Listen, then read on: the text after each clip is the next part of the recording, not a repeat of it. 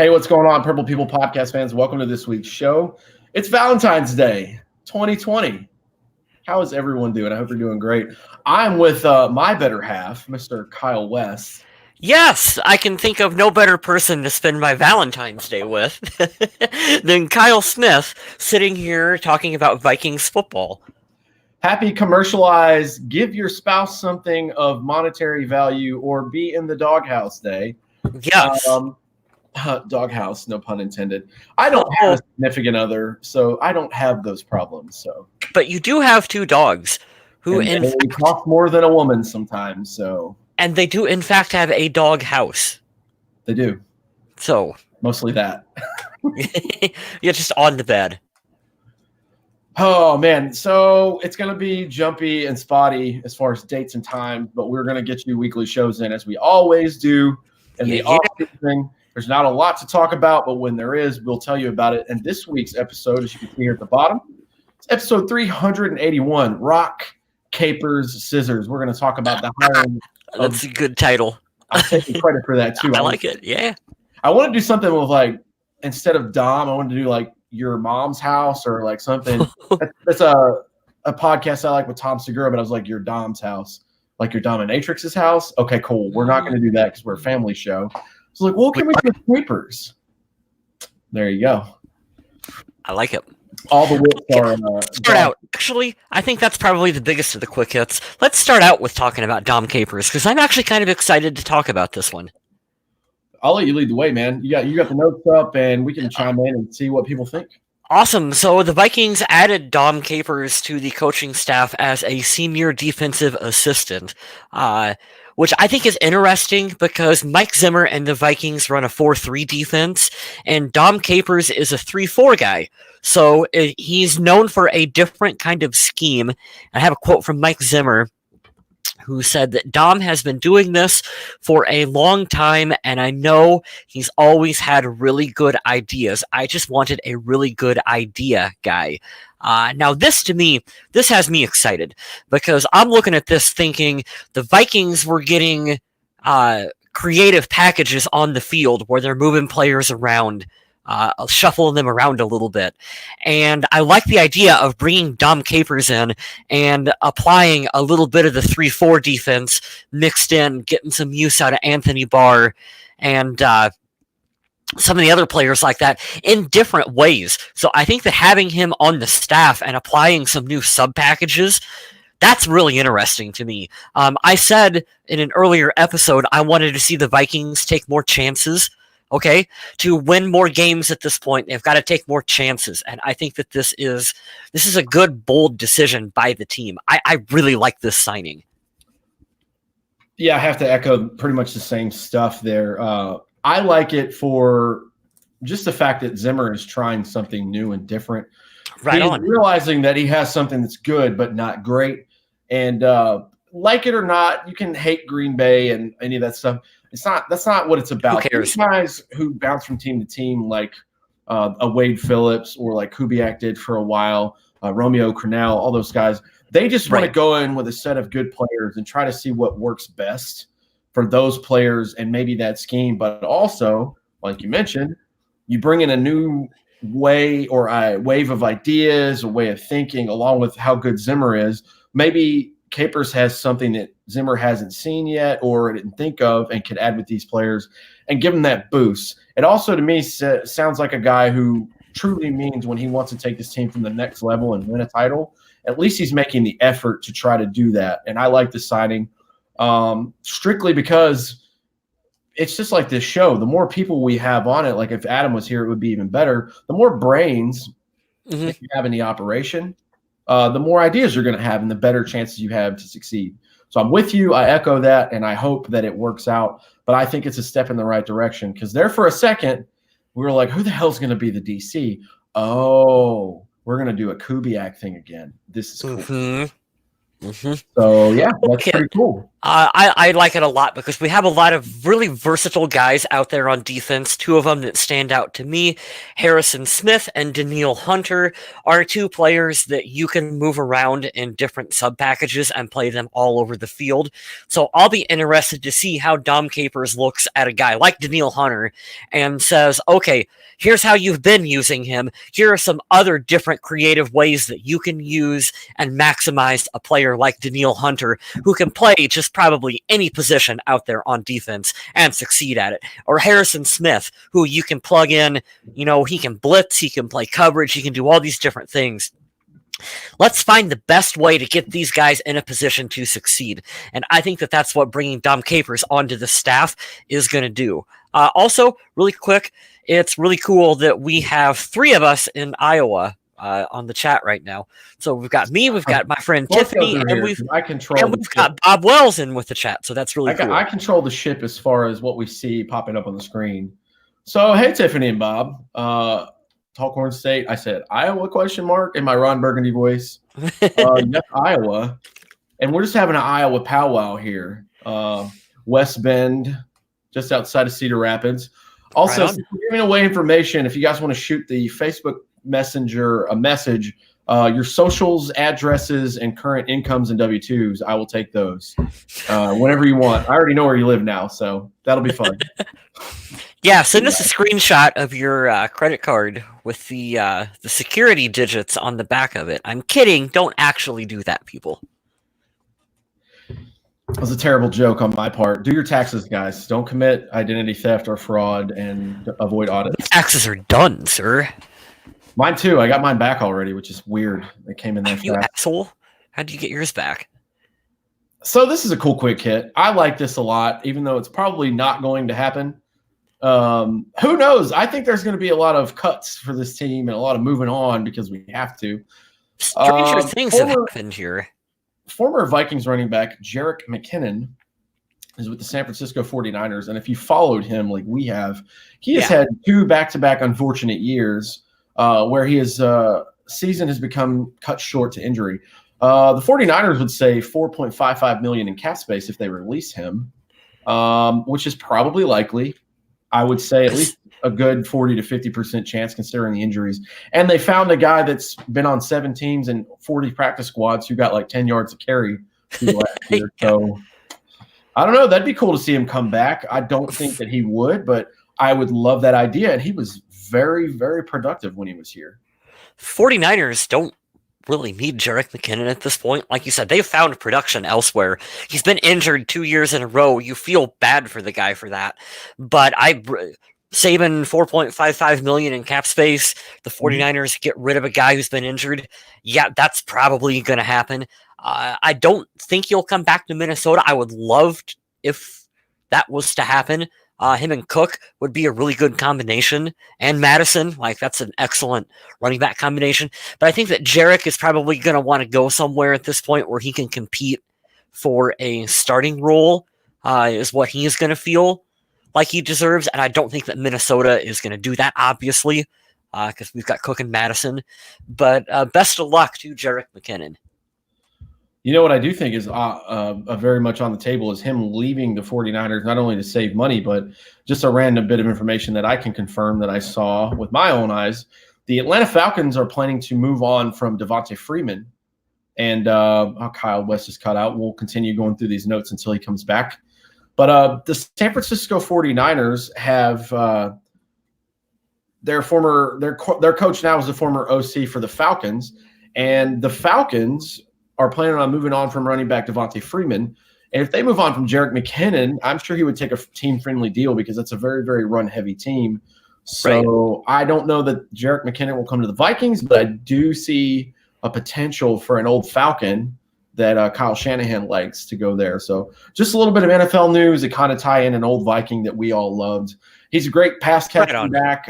He's very quick and shifty. I don't know how much the injuries affected him, but I would take him back here on a friendly, minimal deal if he would come along. He could have, did he have a knee injury 2 years in a row? I don't remember, but he could have those Sam Bradford knees at this point, which for a running back is not a good thing. Yeah, I'll look it up real quick and see what Sports Illustrated. I just typed his name into Google.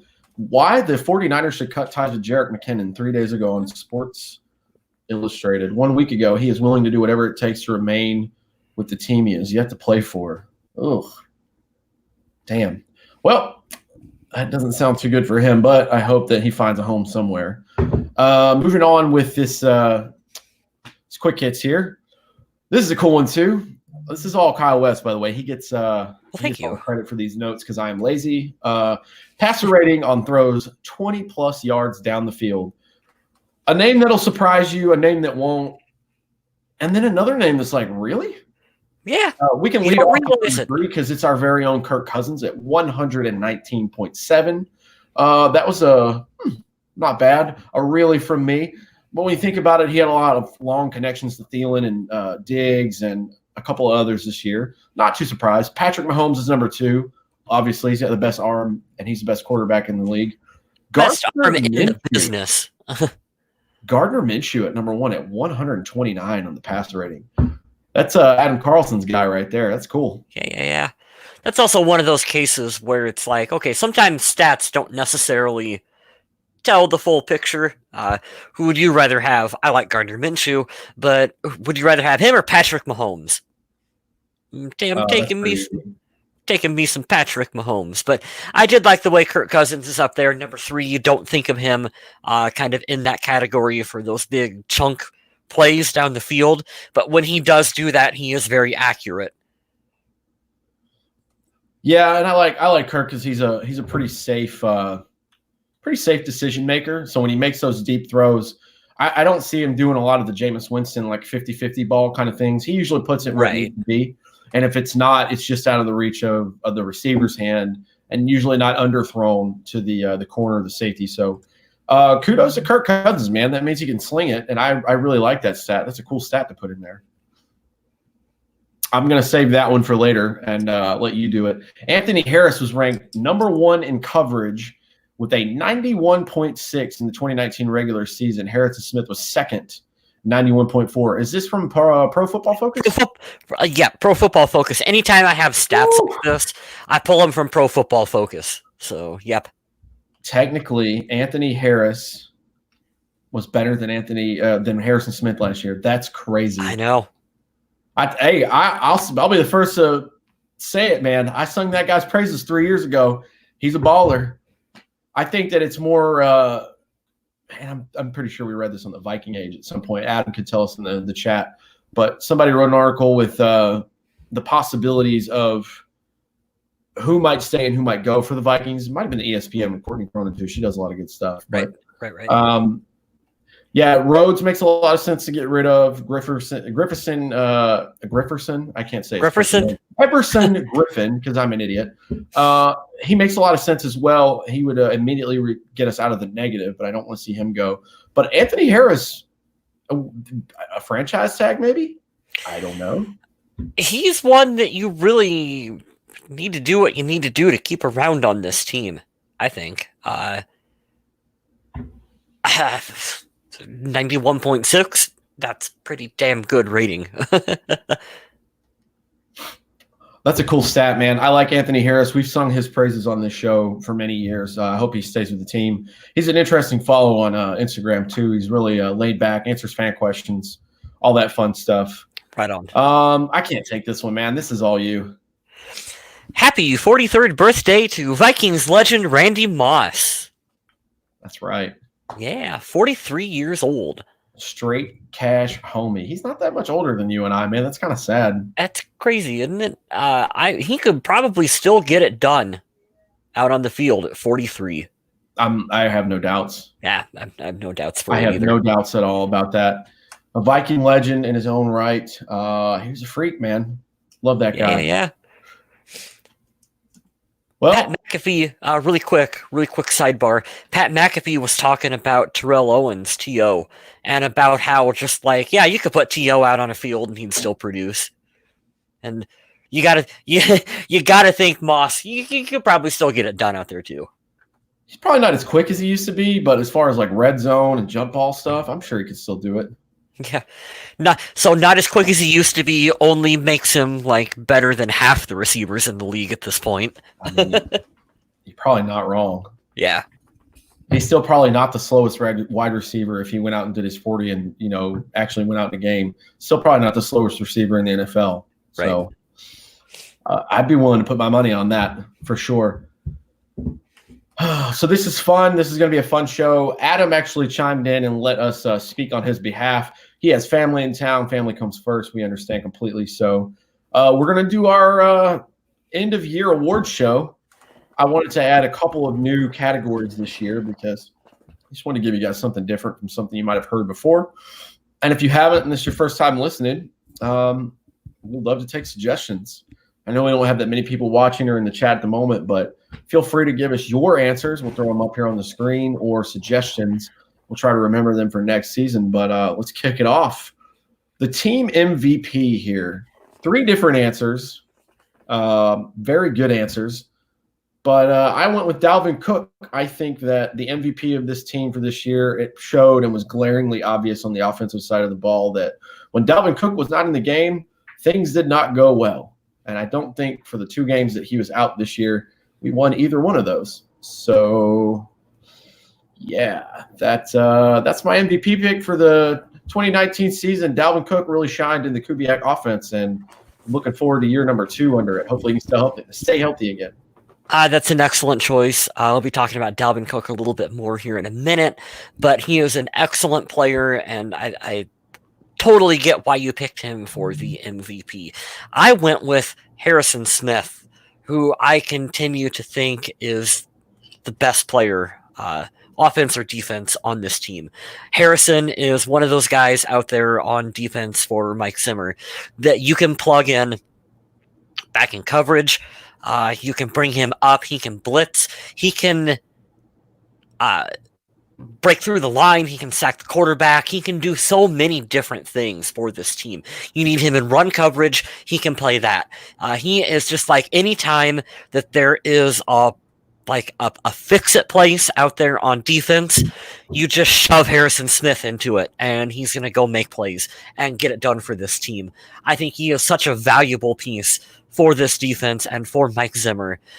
So that's why I had to pick Harrison Smith, is just his ability to make plays at all the different positions on defense and just be there when you need him most for this team. I like that pick too. And I know you're not supposed to carry into individual season awards prior stuff, but I can't help but do that with this guy because literally every year since we drafted him, he's just been up at the top. And even I think last year he had a down year. He was still like an 89 overall grade. Get the hell out of here, man. He's just the rock and consistency of excellent play at the safety position. And a lot of guys will be, they'll scream Earl Thomas or Honey Badger at times, whoever, man. This kid's been the best safety and underrated for a while there, and it's an excellent choice. Tiffany, we'll leave yours up. The MVP is Cousins. I mean, shit, there for like 6 weeks, he was in talks of being the MVP of the league until Lamar Jackson literally took off and ran with it. But that's a great choice as well. Can't be mad at that. Adam picked Eric Kendricks, and I got to give him credit for that because all this pro football focused talk had me thinking they graded him as the best linebacker in the NFL, did they not? I don't remember offhand, I but think they did. And we believe talked about if it they didn't get a Pro Bowl vote. Yeah. Kendricks is another one of those guys where he's a hell of a player, and he's able to step up and come up with big plays consistently for this team. And he's another one that you can stuff in and we've got a leak on defense, just plug Eric Kendricks into it, and he can go out there and he can make plays for you as well, too. Yeah, he shined a lot in pass coverage as well this year. A lot of passes broken up, and Bob Wells is going with Adam as well. He's picking Kendricks.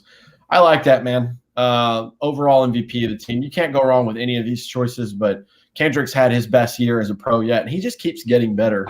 I'm glad we already got him locked down and he got paid, but I hope he keeps balling, man. I can't believe he fell to the Vikings like he did in that year that he was drafted to. It's crazy. Yeah, I got some really quick stats here. Pro Football Focus put him as the top-graded linebacker with a 90.5 overall rating. So that's pretty darn good. For sure. Yeah, man. These don't lie. We know the Pro Bowl's a joke, but it's kind of sad that people don't recognize that because he did make strides and plays to show that he deserves a nod. And it's just something cool to add to his Wikipedia and his resume and stuff, but it is what it is. I think he should get a selection overall instead of being a replacement, but that's just me. All right, so that was an MVP. Let's go to offensive game ball of the year. I stayed with Dalvin Cook. For a while, he led the league in rushing. He was still doing very well. He missed some games. Bob mentioned that in the chat. He needs to stay healthy, but overall, man, this is a kid's best season. He had over 1,000 yards. He caught a lot of receptions, and I like it. He's just got that game-breaking speed and elusiveness. And even though he kind of cooled off at the end of the year, he still was a threat enough to get other guys open like Rudolph and Diggs and Thielen when he came back. So I think the team, offensively at least, goes in and around and through wherever he's at. Yeah, he's. If you wouldn't have picked him, I probably would have picked Dalvin Cook for the offensive game ball for the year because he's really the motor that makes this offense churn. You can get some things done without him, but when he's on the field and healthy, he's a special kind of back. It's amazing how the Vikings have had such good luck these past couple seasons with finding running backs out here. We've had great Hall of Fame production from Adrian Peterson. Jerick McKinnon was serviceable. Dalvin Cook is out here. He's a really good back for this team. So we've been a little spoiled with our running backs here in Minnesota, but that's a good problem to have. Like you said, Cook needs to stay healthy for this team moving forward. But he's one of those guys that I'm a big fan of. He just needs to stay out on the field and be more consistent, I think. Yeah, that's everybody's concern there, and I couldn't agree more with it. I think the kid's special. I think if he can avoid the Sam Bradfordness and the injury bug, I think he's going to be great. So I went offensive game ball. I went with Kirk Cousins because I really think you do look at statistically what he was able to do and what he's able to put up for Minnesota. He's a pretty darn good quarterback for this team. He came in 16th with 3,603 yards passing, 26 touchdowns, which is tied for 8th to only 6 interceptions. People like to say he's a game manager. He can't win in, prime time. The game manager thing, every good quarterback manages the game. I don't like that label. You look at like Tom Brady. What does he do? He manages the games. He managed the Patriots to 6 Super Bowl wins. I also don't, you know what? I hate to interrupt, but I also don't like that title sometimes. Sometimes it is what it is. They just go in and they say, don't mess the game up. But I don't like him getting that label because game managers also, if you don't want to be a game manager, if you want him to be like the MVP every single time, you're going to have a Carson Wentz where literally no one on your offense is worth a shit. And you just have to figure it out. Or like Russell Wilson, where it's like, hey, man, more Carson Wentz, I guess, because Russell Wilson at least had a decent receiver and a couple of running backs. But, hey, man, go out there and make miracles happen. You don't want that. Of course he's going to manage a game. I hated that press that he got, and I'm defending Kirk Cousins right now, like earlier in the year. Colin Cowherd had one of the dumbest takes I'd ever heard. Remember the Atlanta game? He only threw the ball 8 times. Why would you make him throw more if Dalvin Cook is running over people? I mean, it's basic football knowledge and concepts, and it's stupid to me.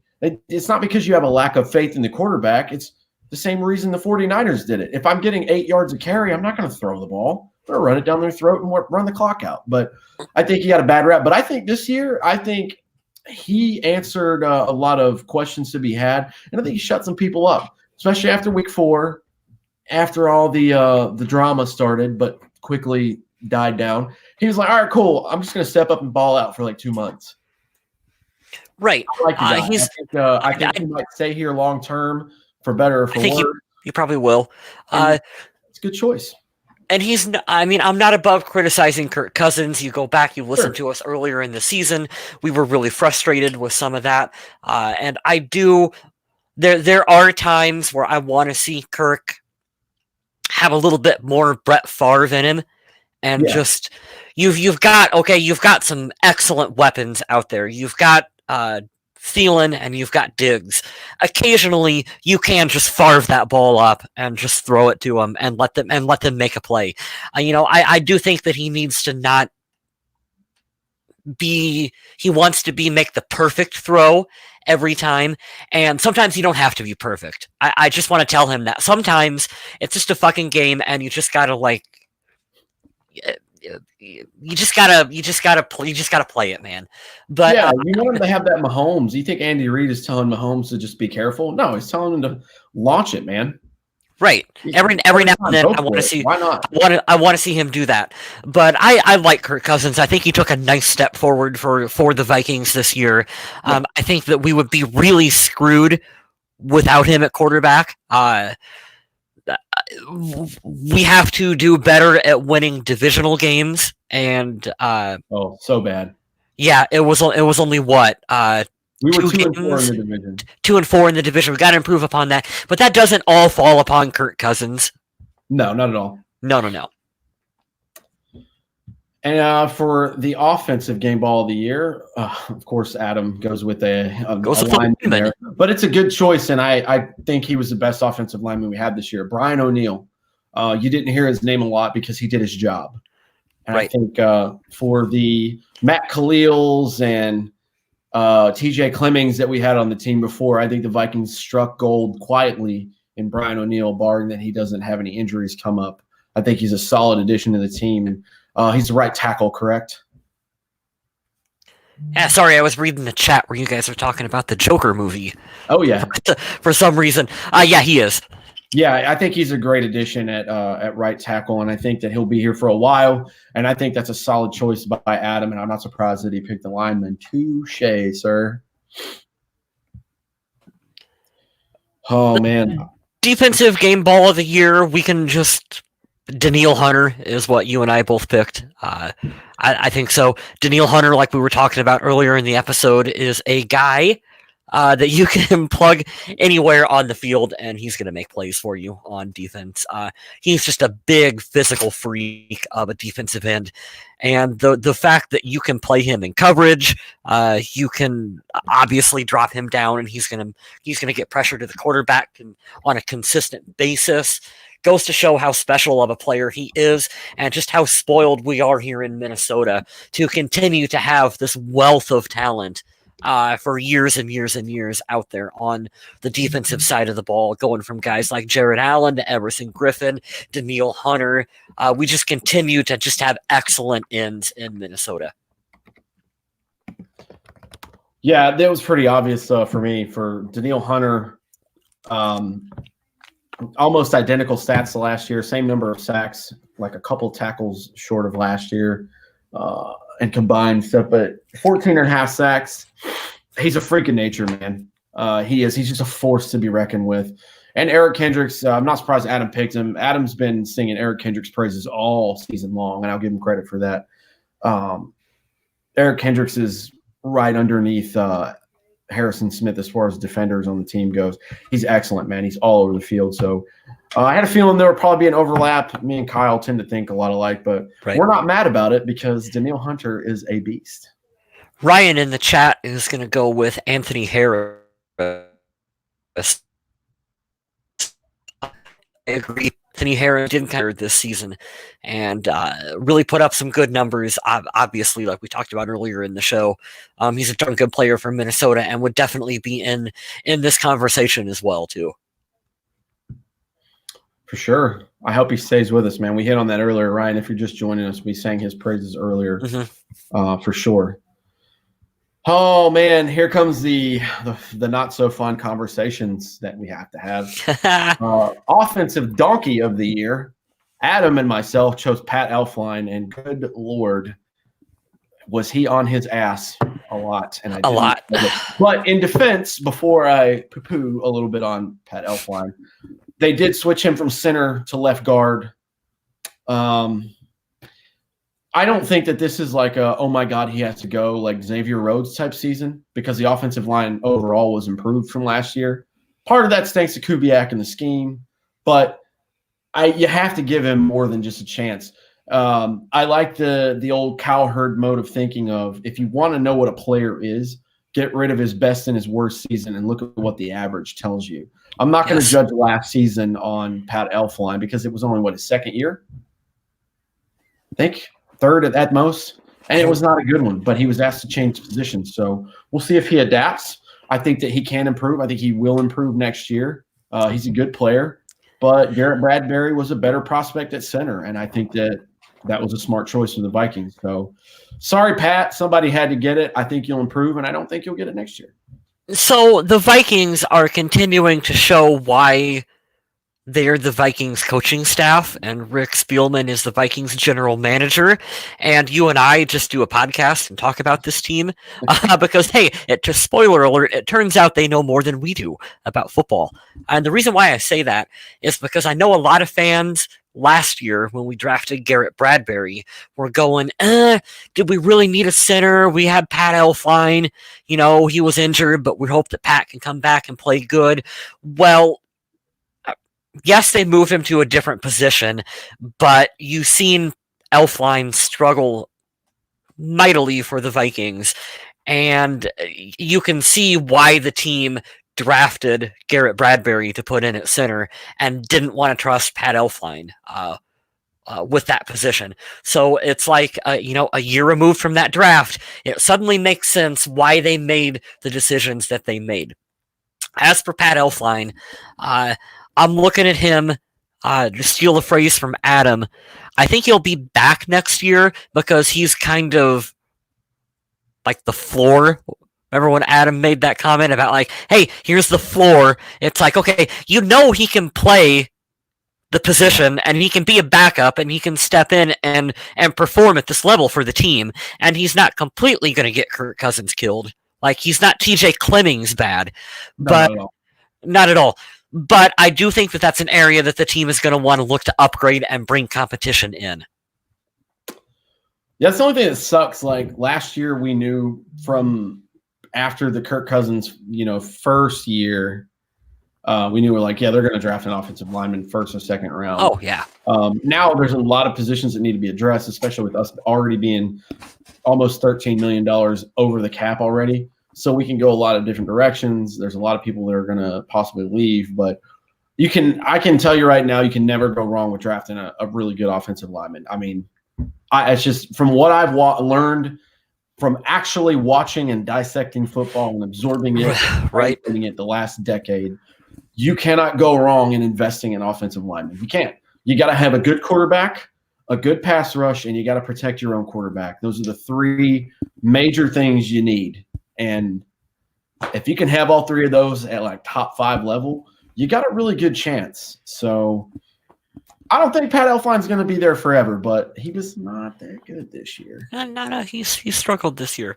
So to be different, I went with Kevin Stefanski, the former Vikings offensive coordinator, who I'm going to give some praise for a little bit here first. He actually did fine. I think there was actually some good play calls. I think that he helped Kirk Cousins get himself to a good year, good statistic season. Kirk took a good step forward. So I did like what Kevin did for the team. I just continue to not like this trend of coaches leaving the Vikings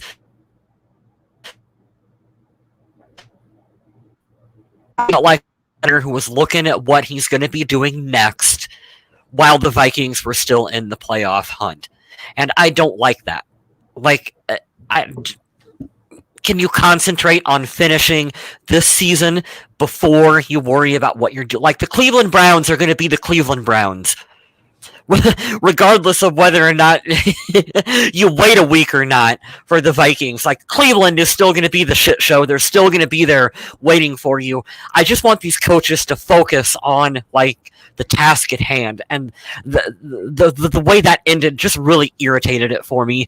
And also, I think there was a lot of really dumb trick play. I hate trick plays. And can we never have Stephon Diggs possibly throwing the ball again unless it's a 100%er? It's going to work. I'm tired of seeing these jet sweeps and shit. All right.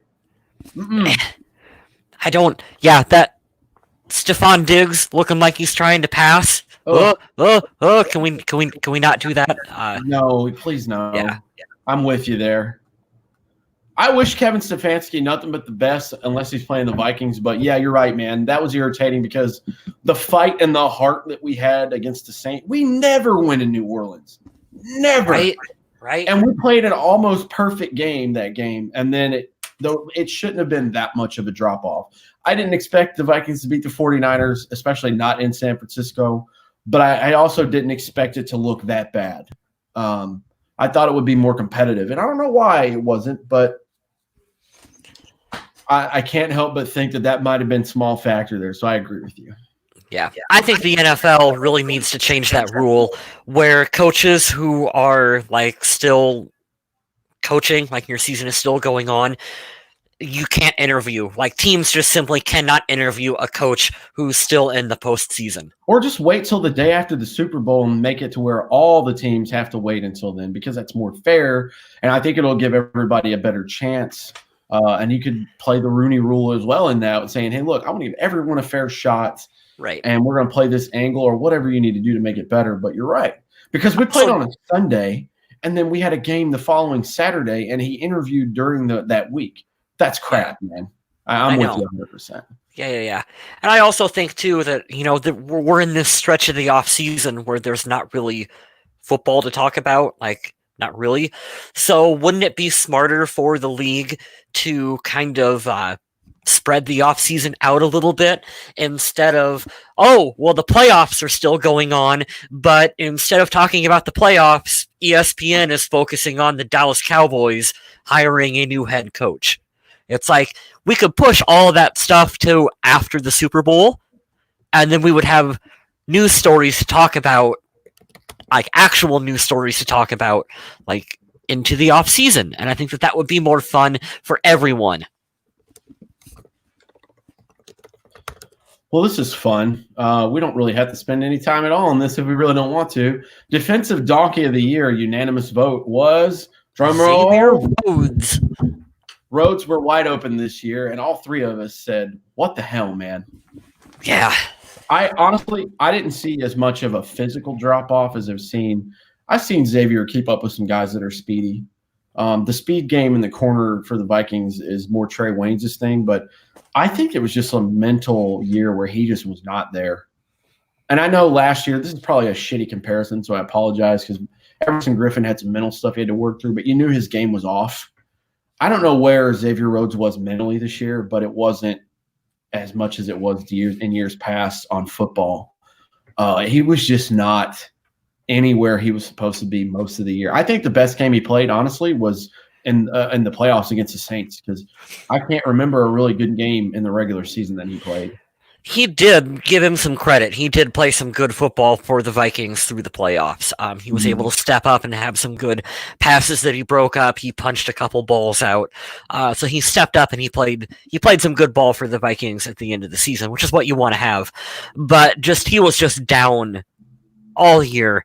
And he really seemed to be throwing temper tantrums every time every time he was having a bad game or a bad play, you'd see him on the sidelines. He's throwing fits. He's doing the thing where he's acting like he's injured. Every time he gets burned in coverage, he nothing like that. I don't know.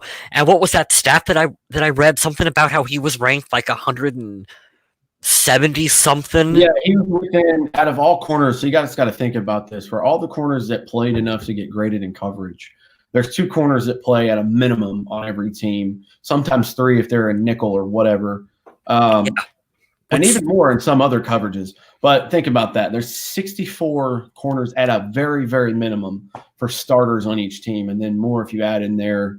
don't know what 32 and 64 is, but it's almost to the 100. He was like 128th or 130 something out of like 132 corners that were graded.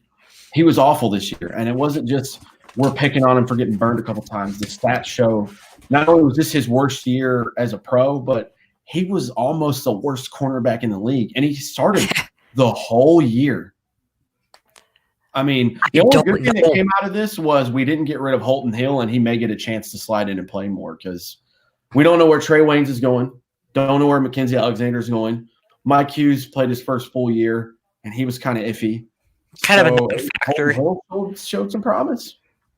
Yeah, I don't know, man. That's a good topic for another episode. I don't know what happened to Rhodes. He was an excellent player for the Vikings for a number of years, but he just fell off a cliff.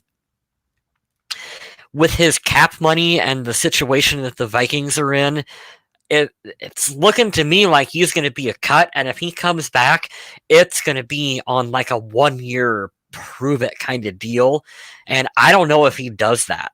I don't know if he does that for Minnesota. I don't think that I think it's going to be one of two things, and this is very generic, but we're either going to cut ties with him completely, which I don't think Mike Zimmer wants to do. I don't think he wants to give up on him, or we're going to ask for a major slap in the face restructure because this year was terrible. And I don't think he's going to want to do that. I think he's going to say, hey, I had one bad year. Look at me before all these years prior. And it could get ugly. But ultimately, if I had to go with my gut feeling right now, I don't know that I feel good about the chances of him being back on this team because, like I said, I think it's one of those two. Either he's going to get cut either way, or we're going to say, hey, dude, you're taking a really team-friendly discount because you sucked last year, and why should we pay you this much? And he's not going to like that. So I think Mike Zimmer is a cold-hearted son of a bitch. There's also that. Yeah, and I think he's just going to be like, thank you for your time, but however, yeah. I'm going to need you to pack your locker up and get the hell out of here. Yeah. Yeah. That's Mike Zimmer, man. Yeah. We'll see, man. And he's not above. Guys, don't dare be surprised if at 25 in the draft we pick another corner. Don't be surprised. Don't do it. Don't get your hopes up that we won't pick another corner because that would be the most Mike Zimmer thing ever to do is tell Xavier Rhodes goodbye and then we draft a corner in the first round. Right. Just keep that in the back of your mind. Speaking of surprises. Good segue, sir. Biggest surprise of the year. Who did you have? Britton Colquitt, the punter for the Vikings. Not only was he a good punter, I think he had one touchback all season. Dude, the one time in the last 10 years they solved the fucking special teams. Right? It was great. First of all, he holds like he's supposed to. Yeah. He really looked in rare form, which is great. But yeah, he's a great punter. I mean, we didn't notice anything bad about the punting game. That was exactly where I was going with this, Smith. You read my mind. We're on the same wavelength here. So not only was he an excellent punter for the Vikings, but he totally fixed Dan Bailey by being a good holder of the football as well too. So that's a 2-for-1. That's a 2-for-1 deal on Britton Colquitt. He is a free agent, but get this guy back immediately. We talked about this. I think him and Dan Bailey are like priority 1 and 2 on getting these two back for the Vikings.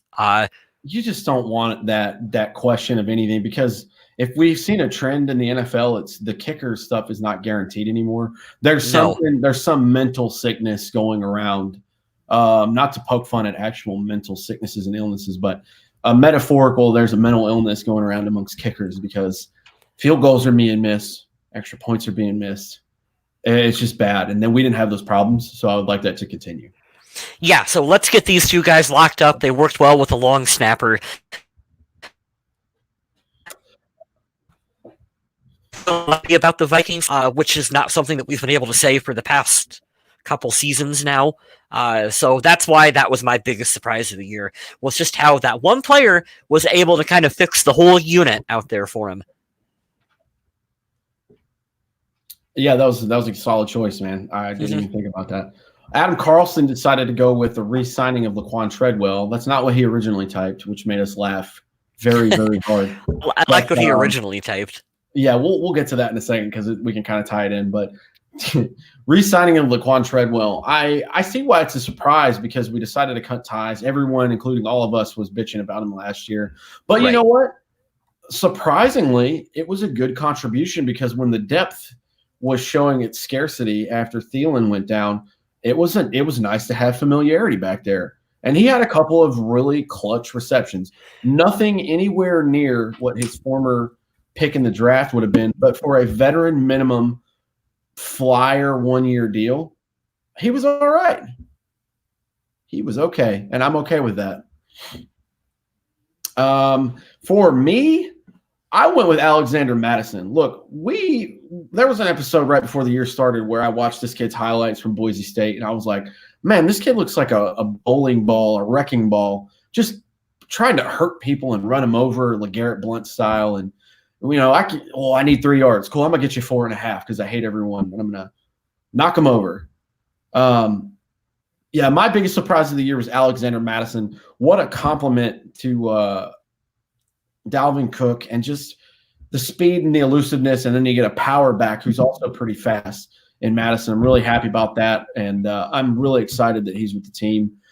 I like the 1-2 combination with him and Cook, so I like it. And Wartag is here and says, Merry Christmas. Merry Christmas to you too, man. Happy Hanukkah, Chinese New Year, St. Patrick's Whatever Day. Holiday it is, man, we celebrate them all. He says, I think we still cut Rhodes and bring back Mac. Solid option. I like where your head's at, and I'd be 110% okay with that. 110% okay with that. Right on. Ooh, I don't like this category either, but we have to do it because it's on the notes. And the notes are like the 10 Commandments. You can't change them. No. Biggest letdown of the year. Adam Carlson went with Marcus Sherrills. You know how in previous episodes of this show over the last couple of years, we were like, man, I wonder when Marcus Sherrill's 9 lives will be up. Excuse me, this is the end of your career calling. Marcus Sherrills, please. Your ride is downstairs. So when the only thing you're good at doing is fielding punts, and then you can't really do that. And you do it horribly in the biggest game of the year. Mike Zimmer will cut you, and I just don't mean from the team. I mean with a knife, with like a big old. I'm surprised he didn't just tell him to leave and leave the game after that. With like a big old hunting knife, like the ones they skin a deer with, because Zimmer's a hunter. Yeah. No, in all seriousness, man, the guy's done some really, really cool honorable mention stuff over the past couple of years, but. The Vikings were right. Like we said, we're just a couple of idiot nerds on the internet talking about something we know nothing about.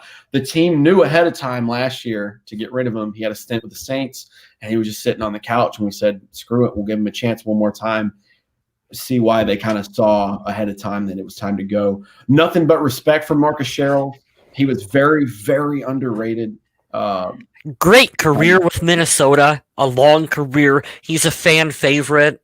He made some good money too. Nothing crazy. He's not like absurdly rich, but he made enough to be comfortable for the rest of his days. Good for him. He'll be set, and I could see him being like a Ben Lieber type, like someone who goes to work with K-Fan, kind of sticks around the team, talks about the team, because he loves it here. And so, yeah, it not the best endings for Marcus Sherrills, but you know what? Much respect to him because he gave a lot to this team. I knew it too. I said, wasn't he a Minnesota guy? Born Rochester, Minnesota. So yeah, you're right. Betcha. You betcha. Yeah. I decided the biggest letdown of the year was the secondary. And I'm not, Adam's probably pissed off that I didn't pick one person there. I didn't want to pick Xavier Rhodes as a whole again because it's just too an easy target. I think the secondary as a whole, meaning mostly the corners, not necessarily the safeties, the corners this year were awful. Trey Waynes was better than he was in previous seasons, but it was just overall really, really bad production from the cornerbacks this year. I was surprised because Zimmer is a cornerback whisperer, but maybe these guys just aren't going to pan out. And I hate that might be a possibility, but yeah, especially when you have a linebacking group that's so good and a defensive line that's still really, really good. The life of the secondary should be easier. I'm not sure who that falls on because George Edwards is now gone. Maybe it was partly his fault. I don't know exactly who should get all the blame or how it should be dispersed, but I'll just tell you the corners this year, the starting corners at least, they were pretty freaking bad. So I think Mike Zimmer has been pretty honest about taking the blame for that. Like, it's his defense. Defensive backs are his specialty. Like, he's pretty much he's owned up to that, as you would expect from your head coach, and as I would expect from Mike Zimmer. And I definitely agree. If you would have told me that the 2019 season that the defensive backs would have been the weak point of this team, like, that is not something I would have believed. So that is a big letdown. It's a good point, man. Wartag thinks we played soft. I did see that a lot, and good point. He said if we had a solid left tackle, we would have won against the 49ers. I think it would have took a little bit more than that, but yeah, it's hard to play against those Space Jam monsters they have on that defensive line over there, man. They're just so big and fast. And I think they were talking about it not too long ago. I think it was on Chris Sims. I like Chris Sims a lot in his podcast. There's 5 first-rounders, and there's only 4 starters. Like, get out of here, man. They have nailed the 3-year window of defensive line studs. But yeah, that's a good point. Your biggest letdown of the year, sir? Well, it wasn't a letdown because he didn't play well. It was because my expectations were maybe too high. Maybe in part from Vikings media and everyone else talking about this player. I'm talking about Herb Smith Jr., who I had heard so much about coming into training camp. And Mike Zimmer talked so highly about Herb Smith. We're looking at a guy who, a tight end that they're calling a big wide receiver. I know why you really hate him. Because he's wearing 84 for one thing, too. 100%. That's why he got your letdown of the year. That's why he's my letdown for the year, man. If you're going to rock number 84, you got to rock that jersey number for Minnesota. That number needs to be retired, for one thing. But I expected more from Herb Smith. I thought that he did well for the team, but I was expecting him to be more of a target for Kirk Cousins. I think he did kind of run into that, hey, rookie, welcome to the NFL moment. I think he definitely had that this year. So we'll see what coming into year number 2 is like for Herb Smith with the season under his belt. He can come out. He can watch all the tape. He's got a whole off season to prepare. We got the new old coordinator in Gary Kubiak. Maybe they can find some better ways to get some production for him out there on the field. So I hope that he will able to continue to do well for this team. And like I said, Wartag, I did think that he played well for Minnesota. I just had higher expectations for him. He makes a good point. Plus, we have Rudolph still. For as much nonsense as we gave the Rudy extension, him wanting to be a lifer and probably getting overpaid, he had some clutch-ass catches this year, man. He didn't have the yardage, and he's not going to be like a Gronk that's going to get you 1,000 yards. But when it came time to win with a touchdown against Dallas, and then I can't remember another one that he had in the corner of the end zone or a 2-point, and then the catching that won the game against the Saints. I mean, crunch time came. That's the security blanket that Cousins always looked for. So, yeah. I agree with Ryan in the chat. I don't think tight ends were targeted enough. Good point. Yeah, thank you for highlighting that. I think that that'll be something that Kubiak is going to work on, getting some more targets for those tight ends. That's a good, even with Kyle Rudolph, like we said, being in decline, he is still a nice big target, a nice security blanket for Kirk Cousins. We need to get some more production out of those guys moving forward. Yeah, for sure. I think they'll find a way. They're going to sit down and address the things that they didn't do enough of or well enough of, and I think that's good. It's one of them for sure. Right. The last one of the night, man. We have the game of the year. I will go ahead and name Adam Carlson's because it's probably a lot of your guys' pick. Wild card win in New Orleans against the Saints. Man, I don't know about you, but we all kind of suspected New Orleans was going to kick the shit out of us because they were the number 3 seed. They were high-powered. They won when Drew was out. They had Taysom Hill. Michael Thomas set the single season record for receptions. The defense was a lot better. I was just like, well, at least we made the playoffs. They wanted to do that last year and they didn't. And what did we do? We went into New Orleans and we owned that game. Every single aspect. And there wasn't a lot of complaining unless it was Michael Thomas on Twitter. There wasn't a lot of complaining because we just outplayed them. That's what Michael Thomas does best, is complain. God, man, he has definitely got some feelings in him that he does not know how to control. Good Lord. Yeah, a lot of hurt feelings. Yeah, that was a good one. That was a fun game. Go ahead, sorry. Anytime you can beat the Saints is always a good time. Yeah, it's become a fun thing to do in the playoffs the last couple of years is beating the Saints, so that's a lot of fun. I like ruining their playoff hopes and dreams. Good choice. Yeah. I'll let you go next, man. What was your game of the year? I went with the Week 6 win over the Philadelphia Eagles. It was 38-20 win by the Minnesota Vikings. Okay. That was a game that when we were looking at the schedule beforehand, that was one that I pegged as a loss. Looking at Philly's still an excellent team coming off their Super Bowl victory from a couple seasons ago now. And that was one that I was really happy to see Minnesota pick up the win against the Eagles. Because I look at those kind of games and I go, here is a big challenge for Kirk Cousins. Can you beat not only a playoff, a former playoff winning team, but a former Super Bowl winning team as well too? And they were able to do that. And plus, beating the Saints is always fun, as is beating the Philadelphia Eagles, because their fans are an absolute trash bag. Oh man, that's so funny. Mm-hmm. Well, that was personally a moral victory for all of us. If we can beat the Packers and we have a chance to beat the Eagles in the same year, I'm still salty about that NFC Championship game. Yeah, I loved it. And that's a good choice. I went with my brother's favorite team and the bludgeoning of the Los Angeles Chargers. Yeah. I wanted to pick something different. I originally did have the Saints win, which in all honesty probably is the game of the year. But, the Vikings beat the Chargers 39-10, and it was not even close. There were a lot of defensive it was just a powerhouse. Afadio Denebo scored a touchdown.